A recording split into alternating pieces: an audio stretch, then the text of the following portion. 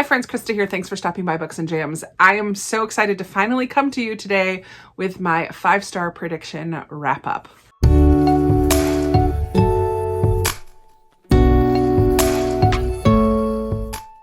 A number of months ago, I predicted that these 5 books would be 5 stars.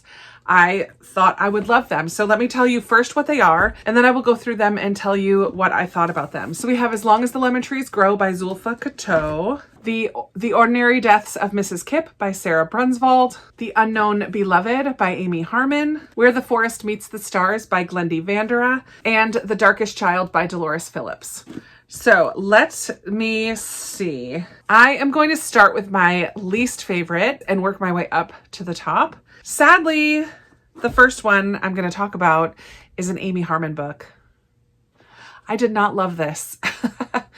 I have really loved quite a few books by Amy Harmon, but there was another one that didn't quite hit it for me, and that was the Songbook of Benny Lament. Didn't love it. And then this one, The Unknown Beloved, I also really just didn't love. I gave this one 3 stars. It's the lowest of my stack. This one takes place in the 1930s in Cleveland, Ohio, mostly, a little bit in Chicago as well. We follow a young woman named Danny Flanagan who moves to Ohio because both of her parents were murdered. And Michael is our other character, and he was one of the cops that was working on the case of her parents, and then their lives intersect again when he is called to Cleveland to help out with a serial killer case in Cleveland. And Danny's aunts were my favorite part of this book. They were such funny characters and quirky and loved Danny so much, but they were just really funny. I think I had a couple issues with this. I was bored, first of all. I did not care for the serial killer aspects of things. There was one part where Michael is going through all of the different victims. I think there were 11 or 12 at one point, and he talks through all of the details of each victim. It's pretty gruesome and very factual, which is what he was doing. He's a detective, and he was just kind of writing out the facts for himself and trying to piece things together. And I was like, when is this going to be over? And there just were a few parts that I just didn't get into it. And also, there's a romance that is an age gap romance, which normally I don't have a problem with an age gap romance. My issue with it is I couldn't get past the fact that their first interaction is when she was very, very young, 9 years old, 6 years old. I forget how young she was, 6 maybe, or 7. I don't know. She was super young at the beginning, and he was already a cop. And then later they have a romance, and that's fine. Like, it is what it is. I just could never get behind it because she was so young when they first meet. There was absolutely zero hint of a romance at the beginning. So like, it's not like there was anything untoward going on, but I just couldn't get behind the romance part of it because I'm like, ew, you knew her when she was 6. I don't know. I just didn't love that. I think ultimately I just was bored for more of this than what I wanted to be, and I didn't like the serial killer story. I liked the 1930s, the atmosphere, and I liked seeing Michael's struggle with a little bit with mental health, a little bit with processing things. I thought that was shown really well. So I didn't hate the book, but it's definitely among my least favorites of hers. Did I like this more than Benny Lament? Probably, but not much. So yeah, this was a bit of a disappointment for me, honestly. It could be on my biggest disappointments of the year list. Sad day. sad day. Next up with 3.5 stars is Where the Forest Meets the Stars by Glendy Vandera. I think I gave this 4 on Goodreads. I rounded up to 4, and that's because of the discussion. This was a book club book for my Patreon a couple months ago, and I enjoyed our discussion. And when I finished reading the book, there was a lot about it that I did enjoy. Looking back on it now, and it helps that Chantel just did a review of this on her channel. She just read it, I think, earlier in July. And listening to her review, I'm like, oh yeah, I really didn't like that either. Oh yeah, I didn't like that either. But when I did finish reading this, I enjoyed a lot of it. The writing I thought was beautiful. We follow a woman named Joanna who is living in a cabin in the woods doing a research project about birds, so ornithology. And one day a young girl, Ursa, shows up and says that she is from the stars. Ursa shows up and she's dirty and bruised, and Joe is very conflicted about what to do about this girl that just shows up and says that she's from the stars. And then a neighbor, Gabe, gets involved as well, and Joanna and Gabe have this whirlwind romance that I did not believe, and Gabe has his own issues. I think The potential for the story was really interesting, and I loved the found family aspect of it. Actually, Joanna's friend who lived in the city, I loved her. She was my favorite character of the whole book. But I did love the bond that developed between Ursa and Joanna and Gabe. I did think that the sexual scenes that happened between Joanna and Gabe were not really believable. They happened so quickly and I just didn't think that they were necessary. I liked the struggle that we got to see that Gabe was going through with his family and with his mental health. I don't think that Jo was very compassionate or understanding about his mental health in a lot of ways. I think she could have handled things differently. And then there was a storyline about an affair in here, and Joanna over and over says that they just were, they were true. It was true love. I just had a real issue with the affair storyline that was in here. It was partly minor at first, but it becomes a big part of the story. And I just really did not like that storyline at all. But I liked the bit of a mystery in here. I liked unfolding the backstories of all three, Ursa and Jo and Gabe, like unfolding their stories and how they all kind of come together and help each other through all of that. But overall, this is closer to a 3 than a 4, so I'm just going to call it a 3.5 and just keep my Goodreads rating the same. But that is my next 5-star prediction. So far, not doing so great. The next 2 that I have were both 4-star reads. The first one is The Extraordinary Deaths of Mrs. Kipp by Sarah Brunswald. This one is a Christian fiction story about Aiden, who is a journalist, a very ambitious journalist without very much experience to back her ambition at this point. She tries to exceed her level of experience and then gets assigned to write an obituary for Mrs. Kipp, who is not quite dead. And she's not very excited about this possibility. And right there at the beginning, I kind of roll my eyes about Aiden and her character and her entitlement and just her overconfidence and lack of humility.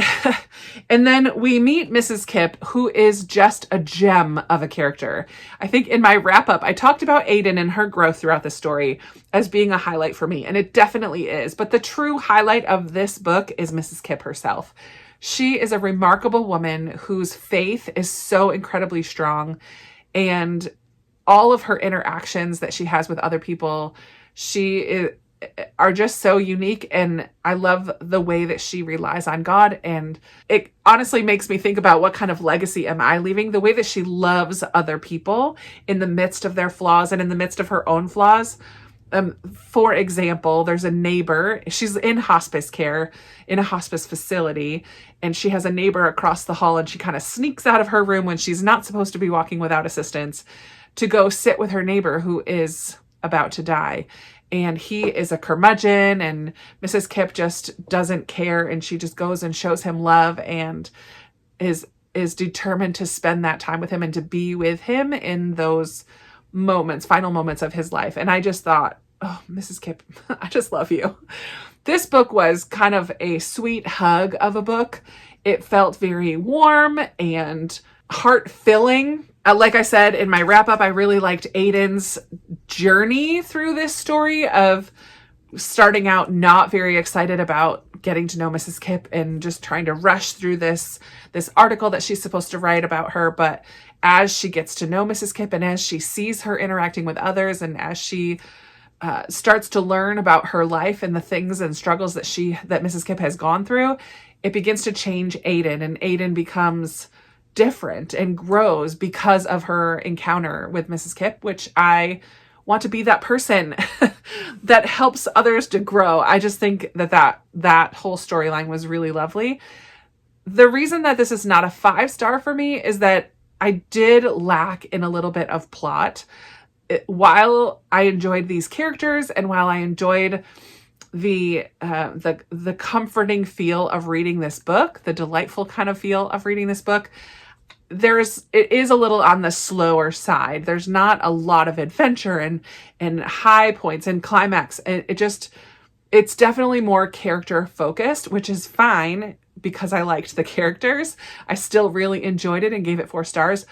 If it had just a little bit more, it possibly could have been a 5-star. And then the other thing is the writing is just very simple. There was nothing in the writing. I wasn't writing down quotes. I wasn't blown away by the writing itself, like on a sentence by sentence level. It was great. It was fine. But it didn't stand out as something extra special for me. Mrs. Kipp is extra special, but the book itself was just very, very good. So that is The Extraordinary Deaths of Mrs. Kipp. We're getting closer to a 5-star, but not quite there yet. The next 4-star read is very different from Mrs. Kipp. It is The Darkest Child by Dolores Phillips. And this, where Mrs. Kipp was like a big hug of a book, so wholesome and uplifting and obviously faith-based, but just a lighter, even though it's dealing with death and some heavy issues, it definitely felt lighter and cozier. Whereas The Darkest Child was very dark, very difficult, brutal at times, still had its moments of hope in the character of Tangi. Let me talk about this one. So Tangi May is our main character. She is the middle child of 10. The family lives on the outskirts of a town in Georgia.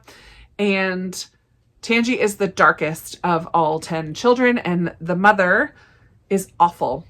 Their mother is awful and brutalizes all of the children, but in particular Tangi, because she constantly just refers to her as the ugliest one. And I mean, the mom is abusive in so many different ways. Mentally abusive, emotionally abusive, physically abusive. She's just horrible dealing with her own mental health. Clearly some type of bipolar situation. And Tangi really has a love-hate relationship with her mom. She loves her so much, and yet she's so afraid of her and really doesn't like the way she's treated. Tangi herself is very smart and wants to continue to go to school, doesn't want to have to start getting a job to support the family like most of the other children. The mom then at one point forces Tangi to attend this brothel where she works with her, as she has done with all of Tangi's older sisters as well. And we get scenes there as well. It is a harrowing, dark, heavy read. There is not much about this that is light and wholesome and fun. It is not a fun read.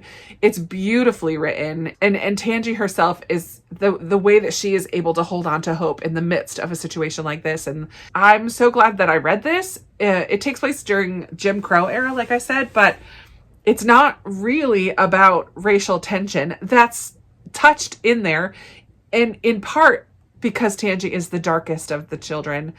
But really it's about this family, and it's a family drama, and it was hard. It was such a hard read. And yet I didn't want to stop reading it because I just was so invested in Tangi's story and what was going to happen. Similarly, though, to Mrs. Kipp, there isn't much of a plot line through this. It is more of a character story about Tangi and her family and the mom and the people related to them in the town, and yeah, friendship wise, but also other characters that show up. It was a heavy one. So 4 stars, not 5, but I'm really glad that I read this one. And clearly those are 4 of my 5-star predictions that did not get 5 stars. And then we have, though, the gem of the group, which is As Long as the Lemon Trees Grow by Zulfa Kato. I did give this one 5 stars. Yay! I'm so glad there was at least one 5-star in this mix. This, first of all, just take a minute and enjoy that gorgeous cover. This book takes place in Syria, and it is YA, but we follow Salama, who is a pharmacy student, but when the revolution starts to happen in Syria, she has to work in the hospital and do medical things outside of her area of expertise, but she is needed. She's so needed because of the many, many, many injured people who keep coming to the hospital every day.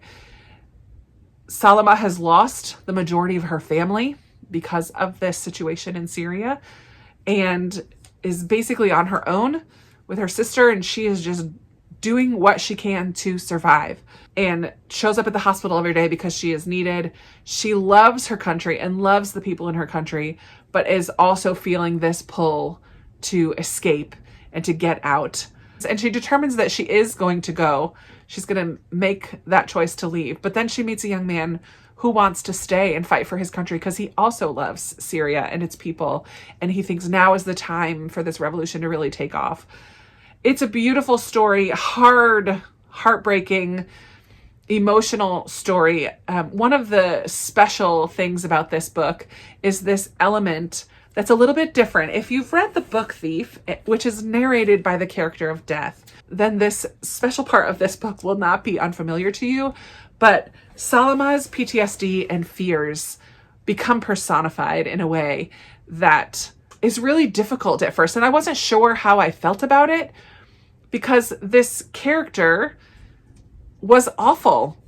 But isn't that just what our fears do? Is deceive us and trick us, and our fears are not going to love us and encourage us and help us to make better decisions. This character of fear, it was a tough character, and yet so well done. I just think this is such an important read to gain an understanding of what's going on in our lifetime in this country in the Middle East. I just absolutely loved this book and would highly recommend it, even though it is a difficult read at times. Talk about resilience, the sweet kind of young romance that doesn't get at all icky, but there's hope, there's resilience, there's devastating scenes, beautiful scenes.